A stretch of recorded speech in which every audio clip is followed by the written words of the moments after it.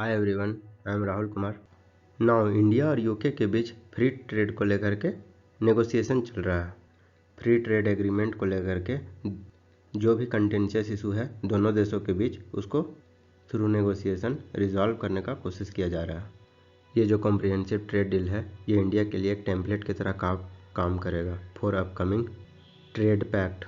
आने वाले दिनों में यूरोपियन यूनियन के साथ फ्री ट्रेड पैक्ट होने वाला है और European free trade association countries के साथ भी फ्री ट्रेड होने वाला है। European free trade association countries का बात करें तो इसमें आइसलैंड, लिंचेनस्टाइन, नॉर्वे और स्विट्ज़रलैंड आते हैं।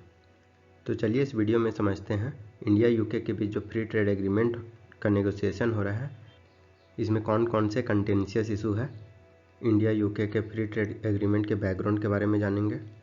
इंडिया यूके का ट्रेड रिलेशन कैसा रहा है, ये जो दोनों देशों के बीच ये FTA हो रहा है, इसके क्या सिग्निफिकेंस है, और भी बहुत कुछ। तो चलिए शुरू करते हैं। लेकिन शुरू करने से पहले एक क्वेश्चन जो कि UPSC के प्रीलिम्स 2018 में पूछा गया है। दिए गए कंट्रीज़ में बताना है कौन से ऐसे कंट्रीज़ हैं जो आसियान के साथ फ्री ट्रेड पार्टनर्स रखते हैं।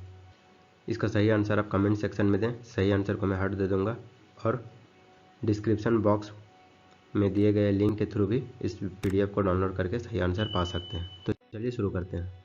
सबसे पहले मैप में देखते हैं यूके के बारे में। ग्रेट ब्रिटेन का बात करें तो ये 3 टापू से मिलकर बना है, स्कॉटलैंड, इंग्लैंड और वेल्स। ये पूरा का पूरा ग्रेट ब्रिटेन कहलाता है। अगर इसमें आयरलैंड के पार्ट को भी जोड़ दें तो ये जो आयरलैंड का नॉर्दर्न पार्ट है, इसको अगर जोड़ दें तो यूनाइटेड किंगडम कहलाएगा। और ये जो आइलैंड है, ये कंट्री रिपब्लिक ऑफ आयरलैंड है।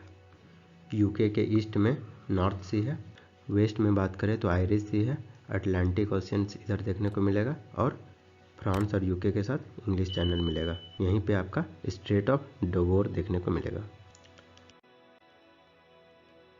चलिए अब हम लोग समझते हैं इंडिया और यूके के बीच में कौन कौन से कंटेंशियस इशूज़ में नेगोशिएशन चल रहा है। तो पहला है इंटेलेक्चुअल प्रॉपर्टी राइट। आप लोग को पता ही होगा जो जेनरिक मेडिसिन का प्रोडक्शन है इंडिया में लार्ज अमाउंट में देखने को मिलता है और जेनरिक मेडिसिन बहुत से सस्ते भी होते हैं। तो इंडिया इससे कॉम्प्रोमाइज़ नहीं करना चाहता है। ये जेनरिक मेडिसिन सस्ता होने के कारण यूके के मार्केट में आसानी से बिक सकेगा, तो इसको लेकर के यूके के साथ नेगोशिएशन चल रहा है। सेकेंड है ग्लोबल वैल्यू चेन। जो ग्लोबल वैल्यू चेन से रिलेटेड कॉम्प्लेक्सिटीज एसोसिएटेड है, उसको डिस्कशन के थ्रू एड्रेस करने का काम चल रहा है। And ensure favourable outcome for India. Digital trade में बात करें तो डाटा प्रोटेक्शन बोला जाता है, data is a new oil, और इसी को लेकर के इंडिया डेटा प्रोटेक्शन को लेकर के खुद का लॉ बनाएगा। रूल्स ऑफ ओरिजिन जो कि डिटरमाइन करता है कि वो प्रोडक्ट कौन से कंट्री से बना हुआ है, इसको लेकर के एक कंटेंशियस इशू बना हुआ है दोनों देशों के बीच। और ये नेगोशिएशन इम्पॉर्टेंट भी है क्योंकि जो कंट्रीज़ होते हैं वो लेवी ड्यूटी और रिस्ट्रिक्शन भी इम्पोज करते हैं on products based on the source of import. तो इंडिया चाहता है रूल ऑफ ओरिजिन को लेकर के स्ट्रिक्ट रूल हो ताकि कोई थर्ड कंट्रीज इसका फ़ायदा ना उठा ले। ये थर्ड कंट्री का एडवांटेज कहने का मतलब, जैसे कि यूके में कोई प्रोडक्ट है और वो प्रोडक्ट इंडिया में एक्सपोर्ट हो रहा है, लेकिन वो प्रोडक्ट बनाने के लिए जो मैक्सिमम कंपोनेंट का यूज़ किया है वो कोई थर्ड कंट्री से, कोई भी हो सकता है, चाइना हो सकता है, कोई भी कंट्री हो सकता है, तो उसको एक अनफेयर एडवांटेज मिल सकता है। तो इसको लेकर के भी नेगोशिएशंस चल रहे हैं। फिफ्थ कंटेंजेंट इशू का बात करें तो लेबर एंड इन्वायरमेंट, इसको फर्स्ट टाइम लाया गया है। ये इंडिया के लिए फेवरेबल नहीं है। इंडिया यूनिलेटरली ही ट्रेमेंडस प्रोग्रेस कर रहा है और वो किसी भी तरह का एडिशनल कंडीशन इंडिया नहीं चाहता है। UK on the other hand stringent intellectual property right चाहता है, free cross border data flow चाहता है। यूके चाहता है किसी भी तरह का डेटा लोकलाइजेशन होता है वो ना हो। यूके डेटा लोकलाइजेशन के अगेंस्ट है, लेकिन इंडिया जो है वो सेंसिटिव डेटा को अपने ही पास रखना चाहता है, किसी थर्ड कंट्री से, सेकंड कंट्री से शेयर नहीं करना चाहता है। और UK liberal rule of origin चाहता है और यूके कमिटमेंट चाहता है लेबर लॉ और इन्वायरमेंट लॉज को लेकर के, जो कि दोनों देशों के बीच एक कंटेंजियस इशू बना हुआ है। चलिए अब हम लोग समझते हैं फ्री ट्रेड एग्रीमेंट होता क्या है। तो ये पैक्ट होता है दो या दो से ज़्यादा देशों के बीच। इसमें इंपोर्ट बैरियर को रिड्यूस किया जाता है ताकि दोनों देशों के बीच ज़्यादा से ज़्यादा ट्रेड हो सके। अंडर फ्री ट्रेड पॉलिसी जितने भी गुड्स और सर्विसेज होते हैं वो खरीदे जा सकते हैं और बेचे जा सकते हैं अक्रॉस इंटरनेशनल बॉर्डर, और उसमें गवर्नमेंट का जो टैरिफ होता है, कोटाज होता है, वो ना के बराबर होगा। इसमें गवर्नमेंट किसी भी तरह का एक्सपोर्ट के लिए सब्सिडीज़ भी नहीं देगा और किसी भी तरह का एक्सचेंज पर कोई भी प्रोहिबिशन नहीं लगाया जाएगा। ये जो फ्री ट्रेड का कंसेप्ट है ये अपोजिट है प्रोटेक्शनिज्म और इकोनॉमिक आइसोलेशनिज्म के। प्रोटेक्शनिज्म में क्या करते हैं कि ट्रेड और टैरिफ को बहुत ज़्यादा बढ़ा देते हैं ताकि कोई दूसरा देश उस देश में एक्सपोर्ट ना कर पाए। वहीं फ्री ट्रेड में हम लोग टैरिफ को जीरो कर देते हैं और ना के बराबर कर देते हैं।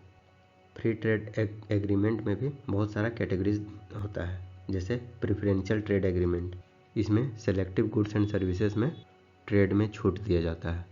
नेक्स्ट है कॉम्प्रिहेंसिव इकोनॉमिक कोऑपरेशन एग्रीमेंट। इसमें कुछ सेक्टर को छोड़ करके फ्री ट्रेड एग्रीमेंट अलाउ किया जाता है। और कॉम्प्रिहेंसिव इकोनॉमिक पार्टनरशिप एग्रीमेंट, इसमें सभी चीज़ों में फ्री ट्रेड एग्रीमेंट अलाउ किया जाता है।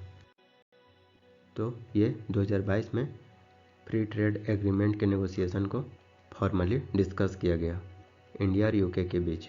Until then, both countries are contemplating an interim free trade area, which result in reducing tariffs on most of the items.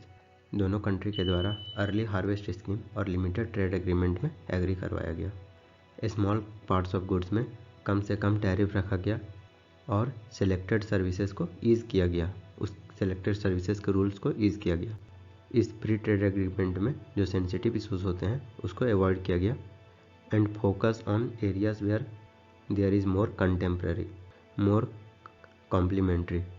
India में डायरी सेक्टर और agriculture sector है वो सेंसिटिव सेक्टर को में consider किया जाता है। तो ये सब जो सेक्टर होते हैं ये FTA से बाहर रखे जाएंगे।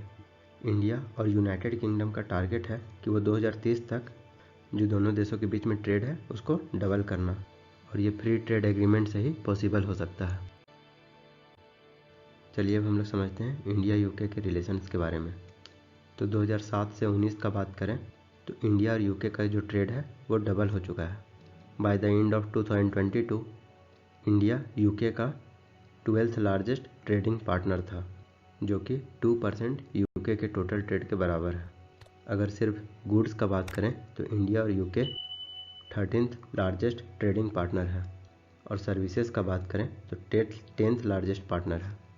2022-23 में इंडिया यूके का बायलैटरल ट्रेड है वो 16% इंक्रीज़ किया है, जो कि 20.36 बिलियन US डॉलर है।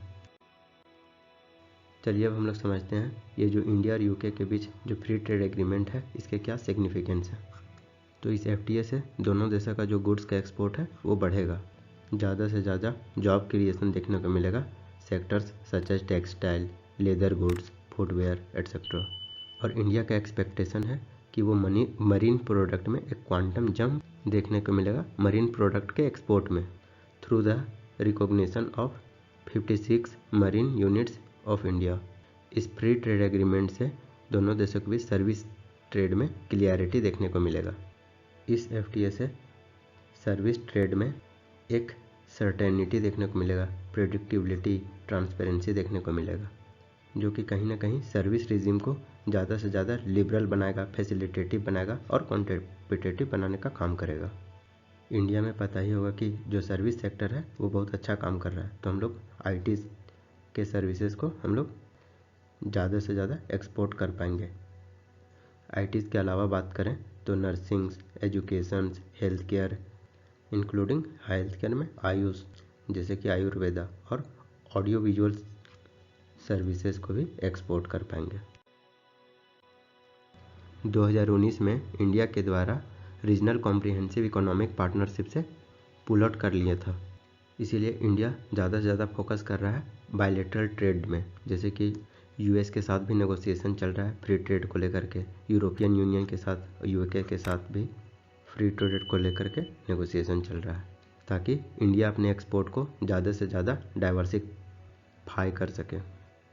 इस FTA से इंडिया को स्ट्रैटेजिक एडवांटेज भी मिल सकता है, जैसा कि यूके पता ही होगा यूनाइटेड नेशन सिक्योरिटी काउंसिल के परमानेंट मेंबर है और इंडिया का one of the strategic partner भी है।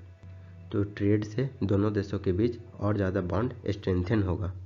तो इससे इंडिया के ग्लोबल इश्यूज़ में यूके का सपोर्ट देखने को मिल सकता है, जैसे कि चाइना का स्टैंड ऑफ जो लाइन ऑफ एक्चुअल कंट्रोल में है, या फिर यूनाइटेड नेशन परमानेंट काउंसिल में इंडिया को परमानेंट मेंबर बनाने को लेकर के।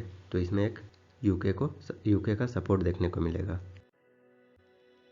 तो वे फॉरवर्ड का बात किया जाए तो यूके और इंडिया के बीच जो नेगोशिएशन चल रहा है फ्री ट्रेड को लेकर के, ये एक सिग्निफिकेंट इम्पोर्टेंस रखता है इंडिया को ट्रेड रिलेशंस के लिए।